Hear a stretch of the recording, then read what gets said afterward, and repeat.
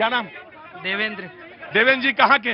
MP Balaghat. MP Balaghat. Congress का number है, कांग्रेस का नंबर है, कांग्रेस का नंबर है, कांग्रेस का नंबर। एक मिनट रुकिए, बकवास करोगे नहीं आऊंगा, जाओ आओ इधर आओ, बकवास करोगे खड़े रहो चुपचाप। हाँ।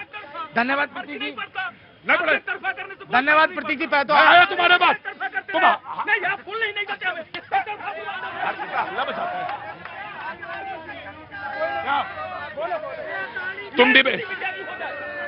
तुम डिबेट में अभी बोले नहीं बोला, तुमसे पहले कहां जा रहा था मैं डिबेट में?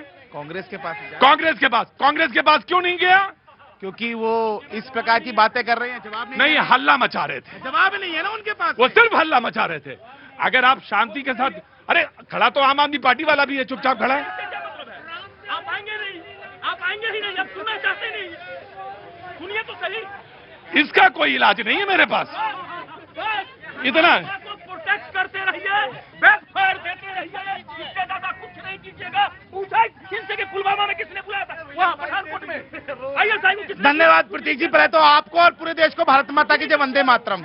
आज प्रधानमंत्री जी ने समुद्र से समृद्धि तक की जो बात की, उससे कांग्रेस का और समस्त जो ये विदेशी प्रोपेगेंडा पे चलने वाले विपक्ष है ना, उनको मिर्ची लग गई। ये आज यहाँ बात कर रहे थे make in India, made in India. इनको बता दूं और याद दिला दूं, 2014 से पहले इस देश में 4 से 14 तक भारत एक तरह से उपनिवेश बन गया था। चीन के कारखानों का भारत के अंदर जो भी चीज बनती थी, प्रतीक जी, जो भी चीज बनती थी वो चीन के कारखानों से बन के आती थी। Stand up India, startup India, make in India, made in India के माध्यम से। अरे ब्रह्मोस मिसाइल ने पाकिस्तान की चूल्हा हिला दी। हमारा रक्षा एक्सपोर्ट 1 लाख करोड़ से ऊपर पहुंच गया। भारत के मेक इन इंडिया ने कोरोना के अंदर पूरे विश्व में वैक्सीन दी, पीपीटी किट दी, मास्क दिए और ना जाने कितने इंडस्ट्री बढ़ाई है। मैं एक बात कहूंगा ब्रह्मोस के बारे में भी थोड़ा सा आप भी खोल के देखो। हाँ जी, समाजवादी पार्टी, समाजवादी पार्टी जी। मैं कह रहा हूँ बात फिर वही आत्मनिर्भर भारत की। आत्मनिर्भर किसे होना चाहिए? जो युवा है देश का, जिसको रोजगार मिले, बेरोजगारी है, मैन्युफैक्चरिंग यूनिट बने। मैन्युफैक्चरिंग घटी है, आपको पता है कि नहीं पता है? केवल अगर आत्मनिर्भर बने हैं तो बीजेपी बनी है। पूरे भारत में जितने भी जिले हैं सब में 7 स्टार कार्यालय बन गए। चाय बेच के बने हैं क्या? चाय बेच के बने हैं क्या? One district one product, one district one product. बताइए, हम बता रहे। मैं नोएडा से आ रहा हूँ, बताइए गौतम बुद्ध नगर में 1 डिस्ट्रिक्ट 1 प्रोडक्ट कौन सा आया? विकास के मामले में आज हर एक लोगों को पर्सपेक्टिव मिला। आप ये नहीं कह सकते कि यहाँ पे कोई भी सरकार आके राज कर ले। आज हर एक युवाओं को, आज कुछ किसी को भी आप देख लीजिए, बेरोजगार कोई नहीं है सर। बेरोजगारी की अगर आप बात करते हैं,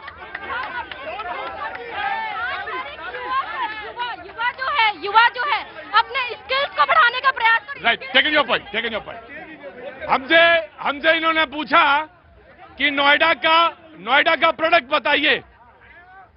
मैं आपसे कहता हूं, आपके पास नेट होगा ना मोबाइल में, जरा नोएडा का GST कलेक्शन देखिएगा इस बार, फिर मुझे बताइएगा। जी आइए।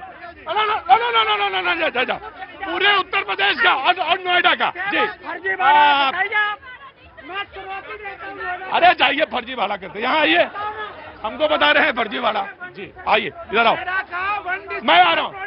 रेडीमेड गारमेंट है, रेडीमेड गारमेंट नोएडा का 1 डिस्ट्रिक्ट 1 प्रोडक्ट है और उसका रेवेन्यू जनरेशन गूगल कर लेना। आराम से डिबेट। हाँ जी। देखिए, इस समय देश के मुद्दे, समाजवादी पार्टी यहाँ आगे, इस समय देश के मुद्दे, इस समय देखिए भारतीय जनता पार्टी और इस समय की नूरा कुश्ती में देश के मुद्दे निगलेक्ट होते आए हैं। इस समय देश का मुद्दा क्या होना चाहिए? Inflation, unemployment. As per ILO international labour organisation की रिपोर्ट के मुताबिक इस समय जो युवा वर्ग है 35 साल तक, उसमें 63% बेरोजगारी दर है, हाईएस्ट अभी तक इतिहास में रही है 40 साल के।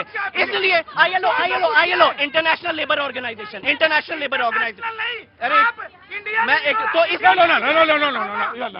आपको नहीं कोट।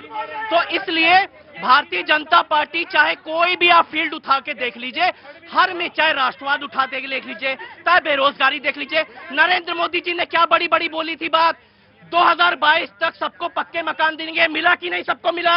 2025 तक बोले थे सबको रोजगार देंगे, आप ऐसी बातें मत बोलिए। हम लोग गुजरात से है, एकता नगर में हमने देखा है, वहाँ अनपढ़ लेडीज है, इतना रोजगार खड़ा किया है वहाँ पे। अब ये मत बोलिए कि वहाँ पे कुछ भी डेवलपमेंट नहीं हुआ है। और ये कांग्रेस वाले कह रहे थे कि देश के मुखिया, अरे कम से कम उनकी इज्जत करना सीखो। वो अपने लिए कुछ भी नहीं कर रहे, वो देश के लिए जी रहे हैं, तो कम से कम उनकी इज्जत करना सीखो आप लोग। पहले वो आप इज्जत करोगे तो दूसरे लोग वाले इज्जत करेंगे। तो हाँ जी, भैया जी आपका डिबेट बड़ा जबरदस्त चल रहा है। परम आदरणीय प्रभात जी, प्रभात जी, परम आदरणीय इधर आइए। नहीं, अब उनसे रिक्वेस्ट करूंगा, रोते रहेंगे भैया जी, पूछ लीजिए। अरे हम तो बोल देंगे बाद में, तो पूछ लीजिए। अरे भैया जी, हमारे 10 जनपद से देश नहीं चलेगा, 10 जनपद बोल लीजिए, बोलिए। भागेंगे। देखिए, देश की जनता को पता चल गया, देश देखिए, भरोसे तो देश आपके नहीं चल रहा है, इसीलिए तो विपक्ष में बैठे हैं। ये लोग चिल्लाते थे हमारे साथ युवा है, हमारे भैया जी। वक्त एक छोटे से ब्रेक का, ब्रेक के बाद मैं फिर हाजिर होता हूँ। वंदे मातरम।